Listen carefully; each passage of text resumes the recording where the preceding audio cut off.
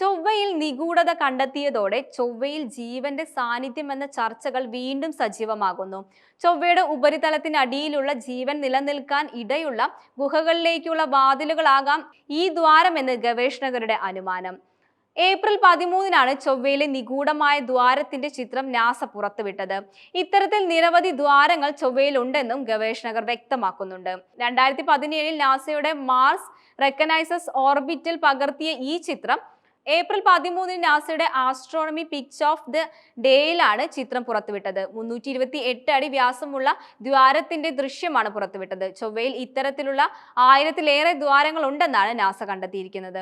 ചൊവ്വയുടെ ഉപരിതലത്തിലെ അതിസങ്കീർണമായ സാഹചര്യങ്ങളിൽ നിന്നും മാറി ജീവൻ നിലനിൽക്കാൻ തക്ക സാഹചര്യങ്ങൾ ഇത്തരം ഗുഹകൾ നൽകുന്നുണ്ടാവാമെന്നാണ് ശാസ്ത്രജ്ഞർ വിശ്വസിക്കുന്നത്. ഉപരിതല കാലാവസ്ഥ പ്രതികൂലമായതിനാൽ അവിടെ ജീവൻ നിലനിൽക്കാനുള്ള സാധ്യത വിരളമാണ്. ഇക്കാരണത്താലാണ് ഉപരിതലത്തിനടിയിൽ അതിനുള്ള സാധ്യത പരിശോധിക്കുന്നത്. ചൊവ്വയിലെ ഇത്തരം ദ്വാരങ്ങൾ ഉപരിതലത്തിന് താഴെയുള്ള ഗുഹകളിലേക്കുള്ള പാതയാണെന്നാണ് കരുതുന്നത്. ഉൽക്കാപതനങ്ങളിലൂടെയും ലാവാ പ്രവാഹത്തിന്റെ ഭാഗമായും സൃഷ്ടിക്കപ്പെട്ടതാവാം ഇവയെന്നും കരുതുന്നു. ഇത്തരം ഗുഹകൾക്കുള്ളിൽ പുറത്തുള്ള കാലാവസ്ഥയിൽ നിന്നുള്ള സംരക്ഷണം മാത്രമല്ല, ജലവും ഐസും ജൈവ സംയുക്തങ്ങളും ജീവന് ആവശ്യമായ ഘടകങ്ങളും വർഷങ്ങളോളം സംരക്ഷിക്കപ്പെടാനാകുമെന്നാണ് ശാസ്ത്രലോകം വിശ്വസിക്കുന്നത്. ഭാവി ചൊവ്വ ദൗത്യങ്ങളിൽ ഈ ഗുഹകൾ പഠന വിധേയമാക്കും.